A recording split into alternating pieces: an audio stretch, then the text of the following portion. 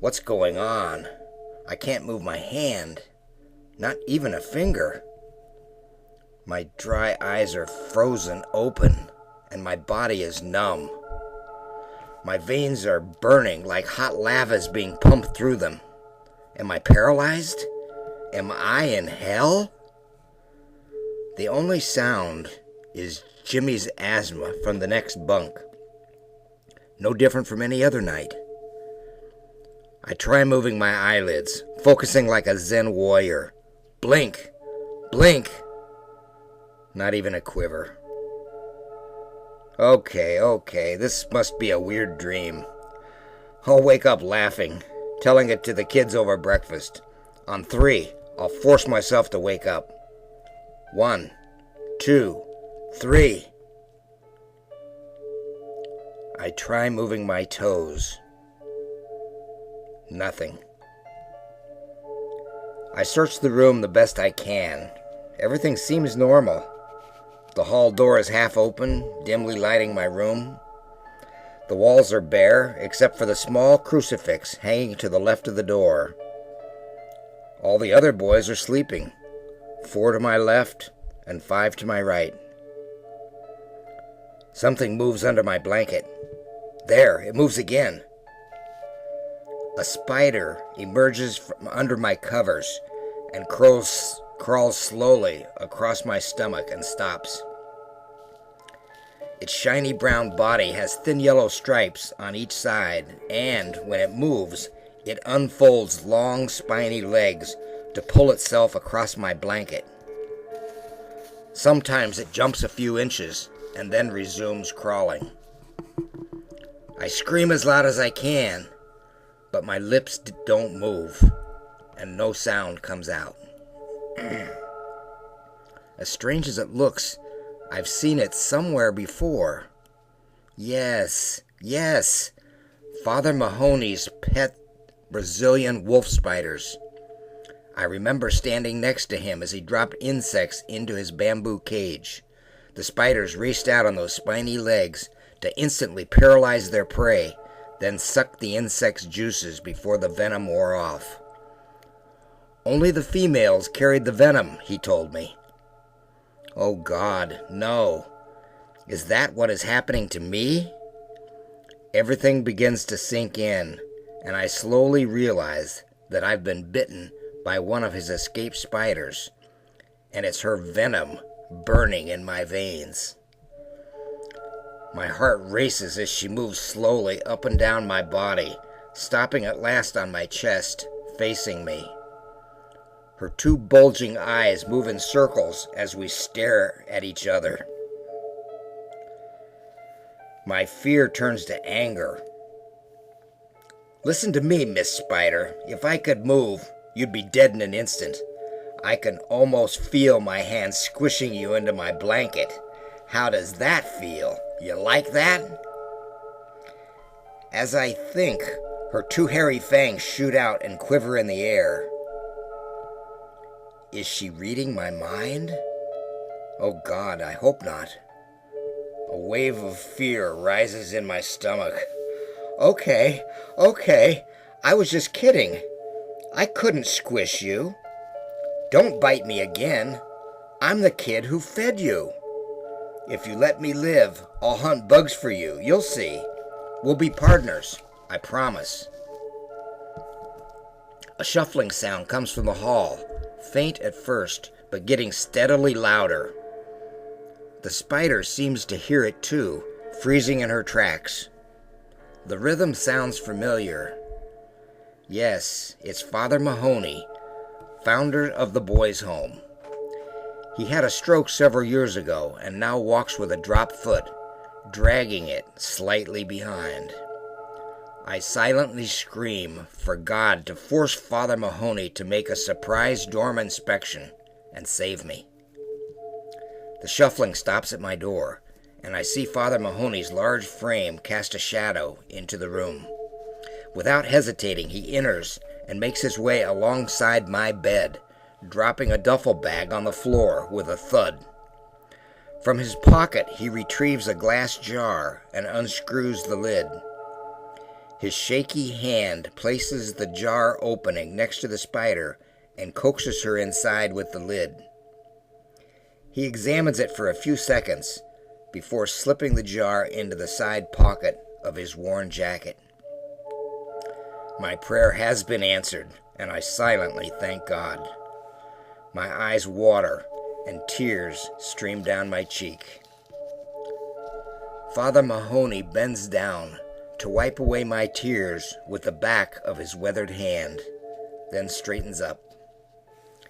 He stares down at me for several minutes as if thinking, before leaning over and whispering the rite of the Holy Eucharist, the Latin version, into my right ear. I know it word for word, having assisted him with Mass before his stroke. I lay there listening, breathing in the heavy smell of Irish whiskey, and waiting for another miracle. As he speaks, he slurs a word badly, and starts again from the beginning, as if it has to be perfect. When he finishes, he kneels down and unzips the bag. Metal objects clank together as he sorts through them.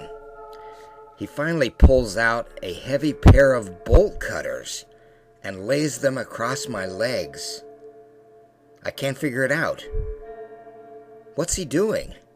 It makes no sense.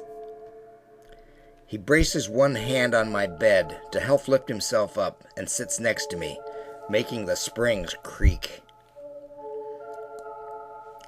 He raises my right hand and examines each finger. He repeats this several times before returning again and again to my ring finger, studying it from all angles as if, for some reason, it's his favorite. From his coat, he pulls out a thin piece of wood, the size of a tongue depressor, and slides it under my middle finger and pinky, but under my ring finger, making it stick high in the air. After a heavy sigh, he picks up the bolt cutters and opens and closes them several times as if to ensure they're working properly, sending adrenaline pumping through my body. My breathing is erratic, and my pounding heart threatens to explode. Father, you know me. What the hell are you doing? What have I ever done to you?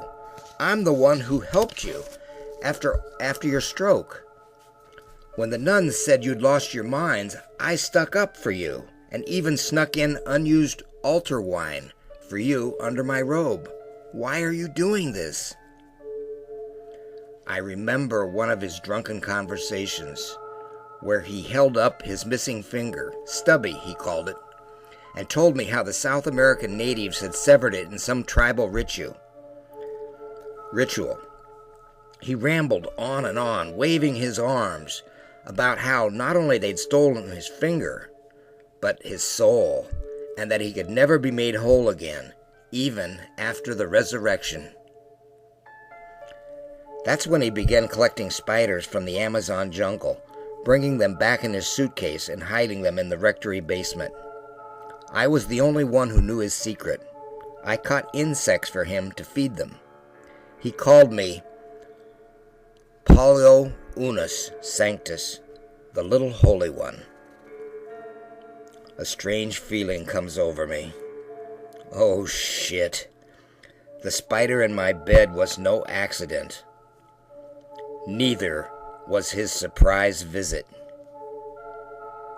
Father Mahoney coughs and reaches into the duffel bag, pulling out a white tin box marked First Aid. He removes several gauze bandages and a roll of skin-colored tape, placing them on the blanket next to my hand. He positions my finger inside the jaws of the bolt cutter and stands up.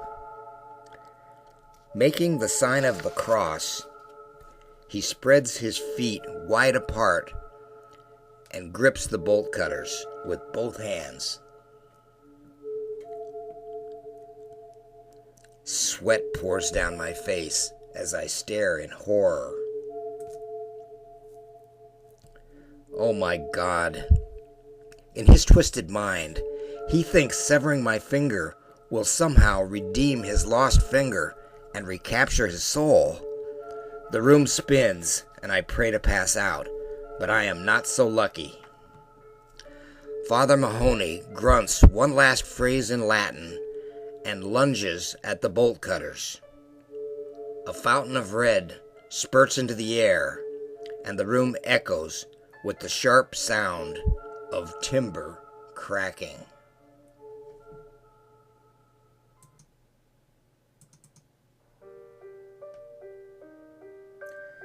Somehow I survived that horrible night. Father Mahoney was arrested and charged with aggravated assault, child endangerment, and illegally importation of exotic species. At the trial, I was the star witness. I thought I could never forgive him, but as I watched him being led into the courtroom, shuffling day after day in ankle chains, a realization came to me. As a child, he was just like me, and didn't say, "When I grow up, I want to maim and disfigure children." Something terrible had happened to him. I'll never understand his burden, but it was a heavy one. In that moment, I felt compassion for my old friend. He never looked at me during the trial, even when I testified, but stared blankly at the table in front of him. After the trial, they transferred him to the state hospital for the criminally insane, where I was his only visitor. As his health worsened, he moved to the prison hospital. Each evening, I visited him, wiping his forehead with a damp cloth and wetting his dry, cracked lips. I memorized the last rites and spoke my own version of them to him the day he died. I remember reading the last line, "I give him into your arms, where he will find everlasting peace. Amen." His eyes opened for the last time, and he tried to smile. When I turned 18, I applied and became the director's assistant. 14 years later, the director retired, and I was given his job. Father Mahoney's room had been kept locked all those years, but the day I became director, I opened it up and moved in, keeping everything as he had left it, except for fresh linens on the bed. Over the years, I held his rosary, thumbed through each of his books, and stared into his mirror, hoping to learn some clue as to what had happened to him. Now, I walk the hallways. As I walk the hallways, I rub my thumb against Stubby, and sometimes even talk to it, just like Father Mahoney. But that's where the similarity ends. Each night before bed, I inspect the dormitory to make sure that all the kids are safe, paying special attention to the boys sleeping in my old bunk. Life is good, but occasionally I still dream of that night when Father Mahoney entered my room. I awake, covered with sweat, and hear the bolt cutters snap close, slicing through my skin and bone, and the unforgettable sound